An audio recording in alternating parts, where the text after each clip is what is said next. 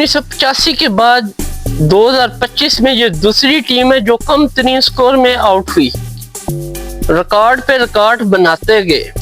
کون سی ٹیم کم سکور پر آؤٹ ہوئی یہ بھی ہم آپ کو بتائیں۔ مچل سٹارک واقعی ہی پنک بال کے نکلے ماسٹر، مچل سٹارک نے بھی ریکارڈ بنا دیا۔ ویسٹ انڈیز کی اسٹریٹجی بالکل ناکام نظر آئی۔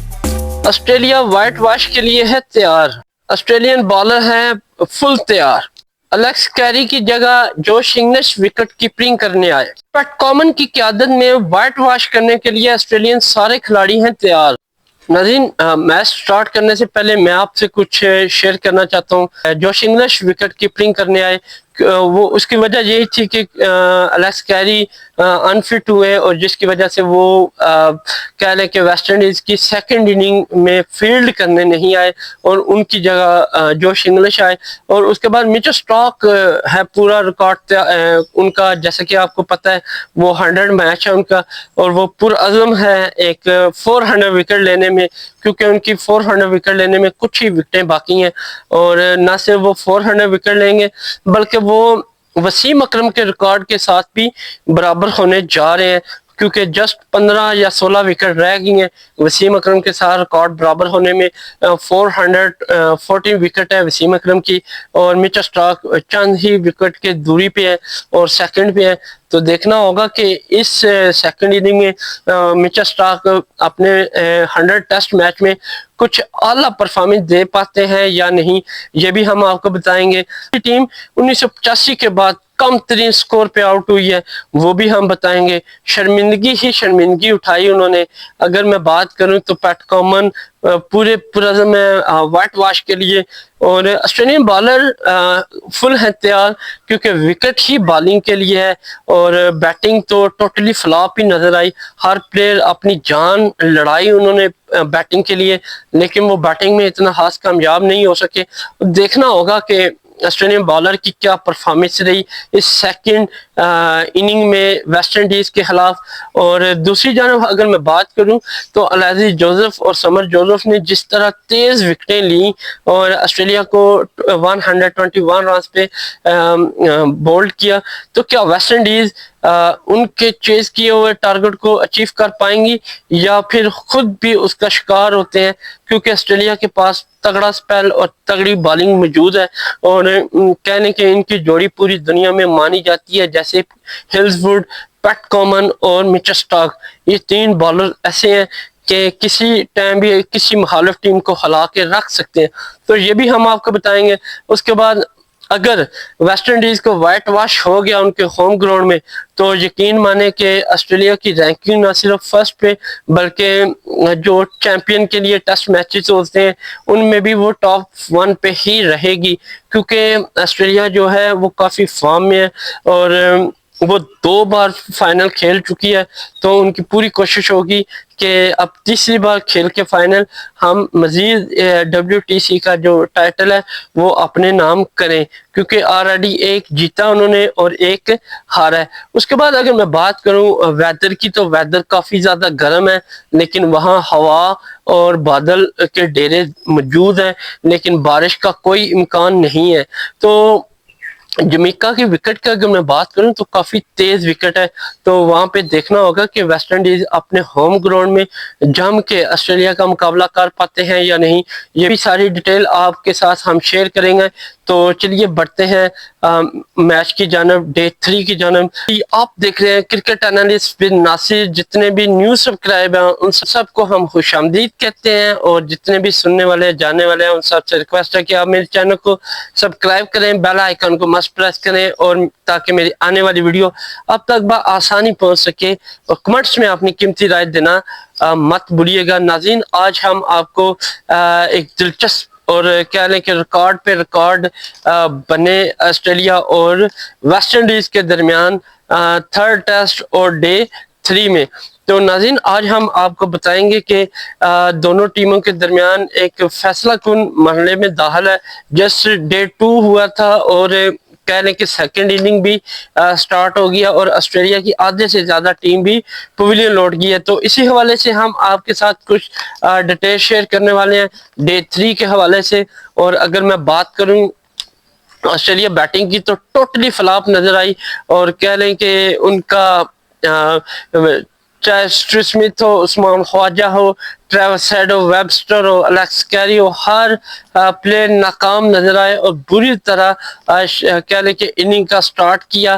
سیکنڈ اننگ میں اگر میں ڈے 2 میں اختتام کی بات کروں تو 99 پر 6 کھلاڑی ان کے پویلین لوٹ کے ہیں، تو اگر ڈے 3 میں کہہ لیں کہ کریز پہ موجود پیٹ کامن اور ان کا ساتھ دے رہے ہیں کیمرن گرین، تو کیمرن گرین 42 رنز کے ساتھ کریز پہ موجود ہیں، اور ان کا ساتھ دے رہے ہیں پیٹ کامن، جو کہ ان کو لاسٹ چانس بھی ملا تھا۔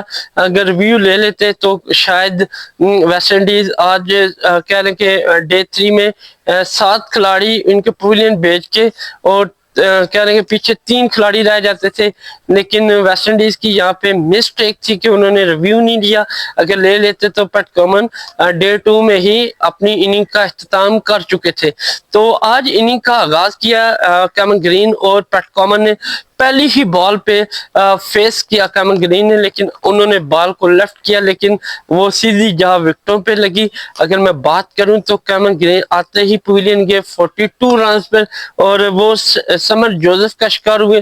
وکٹ اس قدر تیز اور سوئنگ ہو رہی تھی کہ کہہ لیں کہ بالکل بیٹنگ کو سپورٹ نہیں کر رہی تھی، اور بالر فل انجوائے کر رہا تھا اس پچ میں، اور اتنی تیز وکٹ مجھے سمجھ نہیں آتی جمیکا کی اتنی تیز وکٹ بنا کے وہ بھی ٹیسٹ کھیل رہے ہیں، وہ کیسے اس کو سروائیو کرے، کیونکہ بالنگ کو ہی سپورٹ ہو رہی ہے، وہ بھی فاسٹ بالر کو، تو بال اتنی زیادہ سوئنگ ہو رہی ہے۔ میں دیکھ رہا ہوں کہ اگر ویسٹ انڈیز کی اتنی بال سوئنگ ہوگی تو آسٹریلیا کے پیٹ کامن، ہلز ووڈ اور مچل سٹارک کی بال کا کیا ہوگا ڈے 3 میں۔ تو اگر میں باقی ان کے پلیئر آسٹریلیا کی بات کروں تو کچھ خاص پرفارمنگ نہیں دے سکے۔ اگر پیٹ کامن کی بات کروں تو وہ 5 رنز ہی بنا سکے، اور الیکس جوزف کا شکار ہوئے۔ اس کے بعد مچل سٹارک 11 رنز کے ساتھ نمایاں رہے اور ناٹ آؤٹ رہے۔ اس کے بعد سٹارک بولڈ 11 رنز بنائے اور سمر جوزف کا وہ شکار ہوئے۔ اس کے بعد ہلز ووڈ کی بات کروں تو 4 رنز بنا کر الیکس جوزف کا شکار ہوئے۔ یہ آسٹریلیا کی سیکنڈ اننگ پوری ہی ٹیم 121 رنز پر پویلین لوٹ کی۔ اگر اوور کی بات کروں تو جسٹ 37 ہی ٹک سکے اوور کھیلنے میں آسٹریلین کھلاڑی، اور کہہ لیں کہ بالکل بیڈ پرفارمنس دی۔ وکٹ بہت تیز تھی، بیٹنگ والے کہہ لیں کہ سارے پلیئرز کچھ خاص پرفارمنس نہ دکھا سکے، اور بالکل ایک ویسٹ انڈیزی بالر نے پریشان کر دیا آسٹریلین بیسٹ مین کو۔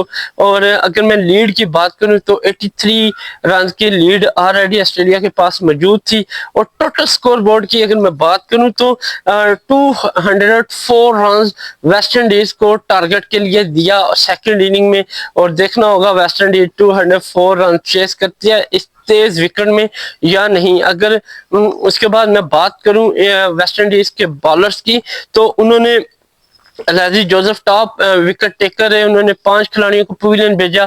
سمر جوزف کی بات کروں 4 کھلاڑیوں کو آؤٹ کیا، اور جسٹن گریز نے 1 کھلاڑی کو پویلین بھیجا، تو 1 کھلاڑی کو پویلین بھیجا۔ یوں ویسٹ انڈیز نے اپنی اننگ کا آغاز کیا اور ٹوٹلی فلاپ نظر آئے، وہ تو آسٹریلیا سے بھی بدتر گئے، اور بیٹنگ اتنی خراب کہ انہوں نے ریکارڈ بنا ڈالا جو کہ صدیوں کے بنے ہوئے تھے، اور اتنے لو ریٹ پہ وہ آؤٹ ہوئے کہ جس کا اندازہ نہیں ہے۔ ان کے 5 پلیئر ایسے ہیں جو کہ ڈک پہ گئے ہیں۔ اگر میں بات کروں فرسٹ اوور کی تو پہلے ہی اوور میں بغیر کسی رنز کے 3 کھلاڑی پویلین چلے گئے ویسٹ انڈیز کے، اور اتنی شرمناک شکست جس کا میں تصور بھی نہیں کر سکتا، وہ بھی ہوم گراؤنڈ میں۔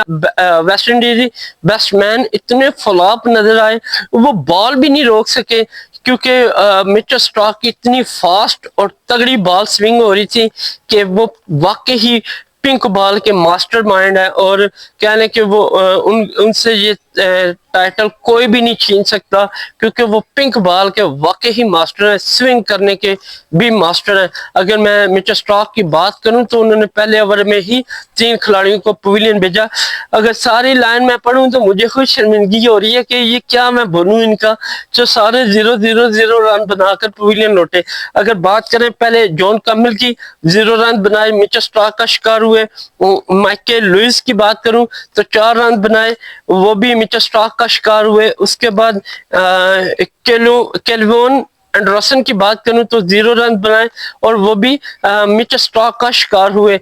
उसके बाद ब्रैडन किंग की बात करूं, 0 रन बनाए और ये चौथी विकेट है मिचेल स्टार्क की, और मिचेल स्टार्क का ये भी शिकार हुए। उसके बाद रोस्टन चेज जो कि इनके कैप्टन है, मैंने सोचा वो कुछ 10-15 रन बना के अपनी इज्जत बचा लेंगे, लेकिन उन्हें भी इज्जत अपनी रास नहीं आई और वो भी 0 रन बनाए और हिल्सवुड का शिकार हुए। हिसाब लगा लें कि जस्ट 3 ओवर हुए तो इनकी आधी टीम पवेलियन लौट गई, और मुझे देख के इतना तज्जुब हुआ कि यार ये कहीं मोहल्ले में खेले, अगर हमारे साथ ये खेलते तो हम भी फिर भी कोई 50-100 रन बना ही लेते इनके खिलाफ, ऑस्ट्रेलिया के खिलाफ। लेकिन ये तो बिल्कुल गई गुजरी है, इन पे तो पैसा खर्च कर रहे हैं बस वेस्ट इंडीज ही। अगर मैं बात करूं साई होप की, 2 रन बनाए और ये 5वीं विकेट है मिचेल स्टार्क के हाथों।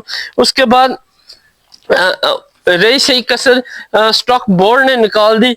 वो कैसे, वो मैं आपको बताता हूँ। वो इस तरह कि उन्होंने एक ही ओवर कराया और 3 खिलाड़ियों को वो पवेलियन भेजे और हैट्रिक भी कर ली सेकंड इनिंग में। अगर मैं बात करूं उनकी, जस्टिन ग्रेव्स 11 रन बनाए और टॉप स्कोरर रहे, ये 11 रन टॉप स्कोरर है और स्टॉक बोल्ट का शिकार हुए। उसके बाद समर जोसेफ 0 रन बनाए और ये भी स्टॉक बोल्ट का शिकार हुए। उसके बाद जोमन वरेंग की बात करें, ये भी 0 रन बनाकर स्टॉक बोल्ट का शिकार हुए। यूं इन्होंने अपनी हैट्रिक मुकम्मल की और लास्ट विकेट वो भी मिचेल स्टार्क के हिस्से में आई। अगर मैं उसकी बात करूं, जॉर्डन सेन, उन्होंने भी 0 रन बनाया और मिचेल स्टार्क का वो भी शिकार हुए और ये छठा शिकार था मिचेल स्टार्क का। अलेक्सी जोसेफ 4 रन बनाकर नॉट आउट रहे। तो यूं ऑस्ट्रेलिया ने 3rd टेस्ट जीत के वेस्ट इंडीज के होम ग्राउंड में उनको क्लीन स्वीप किया। अगर मैं बात करूं तो वेस्ट इंडीज जस्ट 27 रन बनाए और ओवर की बात करूं तो 14.3 ओवर ही खेल सके। 27 रन का मतलब यह है कि 1985 में 80 कह लें कि 26 रन न्यूजीलैंड ढेर हुई थी टेस्ट मैच में 1885 में। अब देख लें कि 2025 में ये दूसरा नंबर है वेस्ट इंडीज का, जो सबसे ज्यादा कम रन्स पे आउट हुई है, 27 रन्स पे। और ना सिर्फ ये रिकॉर्ड, बल्कि ये रिकॉर्ड तो कभी टूटने वाला ही नहीं है। इस पे मैं वीडियो बनाऊंगा एक लहदा से कि कौन कौन सी टीम कम स्कोर से आउट हुई है टेस्ट में, वो भी नेक्स्ट इंशाल्लाह वो वीडियो इंशाल्लाह आ रही है, आप जरूर देखिएगा। तो वेस्ट इंडीज ना सिर्फ कम रेट आउट हुई रन पे, बल्कि उन्होंने अपना रिकॉर्ड बना डाला अपने ही होम ग्राउंड में। और अगर मैं विकेट टेकर की बात करूं तो मिचेल स्टार्क, सल्यूट है उसको, इतनी खूबसूरत बॉलिंग कि मैं कहता हूं कि घंटे में उनको फारग करके पीछे बोला कि अब आप जाएं घर, बस बहुत हो गया। तो कह लेंगे उनका मिचेल स्टार्क की अगर मैं बात करूं तो 6 खिलाड़ी उन्होंने आउट किए हैं, बड़ी ही शानदार परफॉर्मेंस दी है उन्होंने।